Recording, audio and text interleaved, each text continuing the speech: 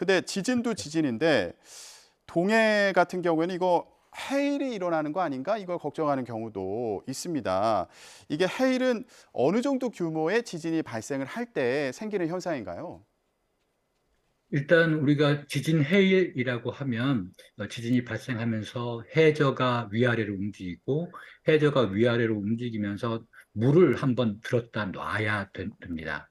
그 물을 들었다 놓은 현상들이 사방으로 퍼져나가서 뭐 해안가까지 영향을 주면 이런 지진 해일이라고 부르는데 이렇게 물을 들었다 놔야 되니까 상당히 깊은 바다의 환경에서만 지진이 발생할 수 있고 많은 양의 물을 들었다 놔야 되니까 해저가 크게 올라왔다 내려가는 현상들이 있어야 됩니다. 그러다 음, 보니까 수심이 깊은 바다에서 발생할 수 있겠구나, 지진이 규모가 커야겠구나, 이런 환경들이 우리 동해에서 만들어질 수 있습니다. 예, 아시는 것처럼 우리 동해 같은 경우에는 멀리 나가지 않아도 수심 2000m까지 그 이상까지 나오고 있기 때문에 그런 예, 환경이 만들어질 수 있고 우리가 일반적으로 지진 해일을 일으키려 그러면 어느 정도 규모가 있어야 되느냐, 아직까지는 뭐 정확하게 뭐 어떤 규모 이상이 되어야 된다, 이렇게 말하기는 어렵지만, 규모가 뭐 6.7 이상, 7 이상 되면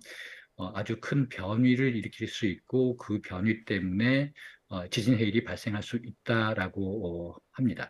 그런데 우리가 여기서 한 가지 좀 주의해야 될 것은 이런 현상들이 자주 일어나는 현상은 아닙니다. 음, 그렇지만 우리나라에서도 과거에 이런 현상들이 일어났었다는 기록이 남아 있습니다.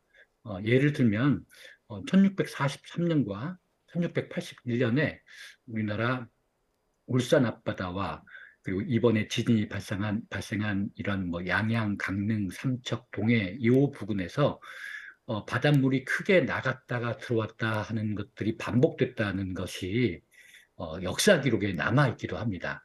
이런 역사 기록에 남아 있다는 것, 그리고 뭐 1643년, 1681년이면 우리가 이제 사람이 생각하기에는 아주 오래 전의 얘기지만 자연적으로 일어나는 현상을 고려한다 그러면 아주 가까운 과거에 발생한 일이거든요. 그래서 이렇게 아주 가까운 과거에 발생했었던 지진 해일이 어, 우리 이 주변에서 그리고 머지않은 미래에 또 발생할 수 있다고 음, 생각해야 됩니다. 예. 그리고 이런 미래에 발생할 수 있다고 생각하고 준비를 해야 된다는 것이죠. 교수님 그렇다면 간단히요. 이런 지진해 같은 경우에 뭐 전조 현상이 있습니까? 지금까지 우리가 조사한 바에 의하면 지진 또는 지진해의 전조 현상은 밝혀진 것이 없습니다.